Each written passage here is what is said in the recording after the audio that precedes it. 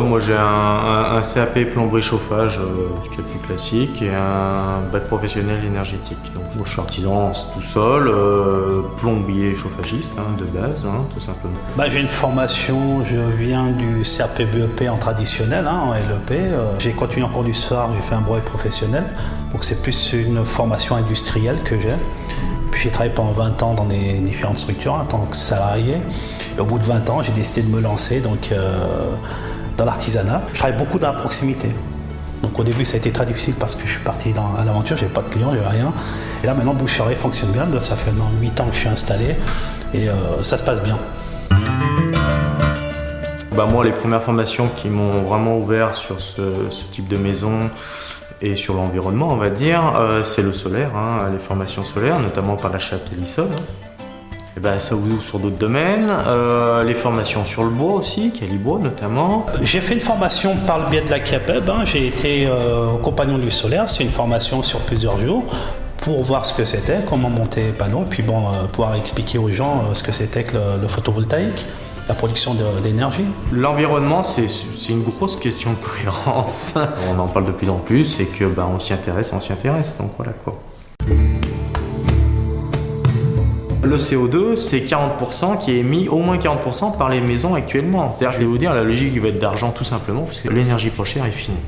Quand il faudra payer les notes de chauffage, au bout d'un moment, les gens se poseront des questions, automatiquement. Sans parler d'environnement.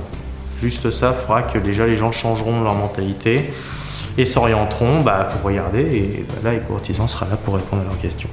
Les économies, on y va naturellement en tant qu'artisan parce qu'on va toujours dans le conseil auprès du client. Donc, quand les premières ampoules économiques sont sorties, j'ai toujours guidé les clients dedans.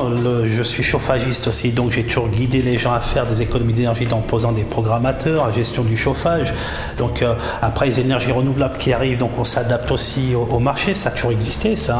De par mon métier, j'ai élargi mon champ d'activité, c'est-à-dire que je fais le solaire, bien sûr, tout ce qui est énergie renouvelable, mais j'essaye aussi de faire du conseil, alors entre guillemets, parce qu'après on ne peut pas conseiller n'importe quoi, n'importe comment, mais dans l'amélioration énergétique en fait, de faire réduire les notes de chauffage. On a besoin de renseigner le client, puis on aborde autrement. En tant qu'éco-artisan, on travaille sur tout le bâti.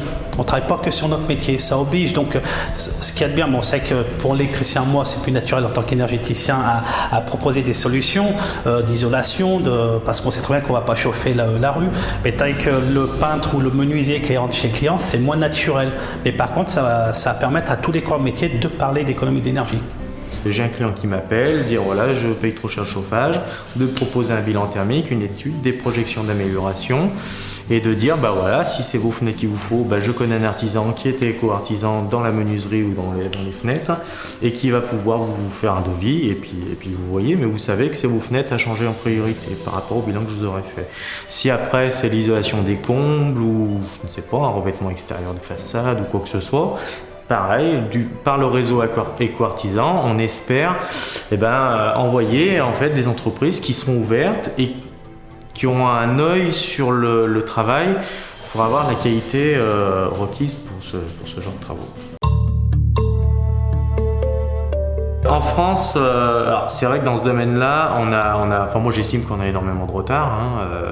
Ça ne veut pas dire qu'on n'aura pas la technique. La seule chose, il faut former les artisans, il faut former les entreprises. C'est juste qu'il va falloir changer des techniques de travail, tout simplement. La première des choses, c'est de faire les formations aux économies d'énergie, les FIBAT. Déjà, c'est avoir cette démarche. Donc, il y a plusieurs modules. On a 2 modules qui sont pour...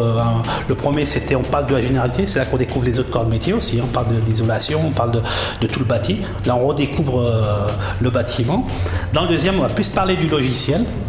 Puis, dans un même temps, il y a un QCM qui est à faire aussi. Donc, c'est inscrire dans la démarche pour être éco-artisan. On achète un logiciel qui va permettre de travailler. Et puis après, on devient éco-artisan. L'éco-artisan peut avoir 2 sens, dans la partie économie d'énergie et puis écologique aussi. Donc ça veut dire qu'il faut, si moi je n'ai pas de chantier de chauffage, c'est peut-être un vendeur de fenêtres ou un plaquiste avec des gens qui doit venir, mais parce que pour mon client c'est ce qu'il y a de mieux. Le but, c'est de travailler en réseau, hein. C'est vraiment la fibre artisanale. Là, c'est de travailler avec les collègues, pas hésiter à renvoyer. On le fait systématiquement, les clients nous demandent, vous ne connaîtrez pas un artisan. Quand ils commencent à avoir confiance à un artisan, ils essaient d'avoir le collègue qui travaille aussi bien qu'eux. Mais je sais que le client a un retour de satisfaction et lui me rappellera pour d'autres trucs plus tard. Et puis voilà, vous voyez, c'est un peu dans cette logique-là que je marche. L'intérêt, j'allais dire, c'est de pouvoir aborder de nouveaux clients et puis de mettre en confiance les clients et puis apporter tout ce qui est économie d'énergie. Pour moi, une personne qui fait une démarche éco-artisan, il a une démarche de qualité. On va être contrôlé quand même par nos pairs, donc on peut être visité sur des chantiers, parce qu'on a une obligation de réussite aussi. C'est vraiment un repère, j'estime, qui va être important. L'éco-artisan, ce sera une marque de confiance. Ce sera pas plus cher pour le client à la fin et surtout, il aura ses travaux sûrs dans sa logique qu'il faut, dans la logique qu'il faut. Voilà. Dans la vie, comme dans tout métier, je pense qu'il faut se former, qu'il faut évoluer, qu'il faut s'ouvrir aux autres parce que si on reste toujours avec les œillères, on s'ouvre pas et puis il arrive un moment, on va dans le mur et puis quand on se réveille, là ça fait mal. Et puis naturellement, on revient à ce que nos ancêtres faisaient, on revient au naturel, à la proximité. Il faut se former, puis la CAPEB est là aussi pour ça. J'estime que c'est important parce que c'est des formations quand même qui sont très intéressantes et importantes. C'est un état d'esprit. Pour le moment, ça démarre, ça fait que démarrer. Donc les gens ne connaissent pas encore ce que c'est que l'éco-artisan, mais ça va venir. Je pense qu'on va y arriver. Vous savez, quand il y a de la qualité, automatiquement, ça va faire avancer les choses. Moi, je suis confiant là-dessus.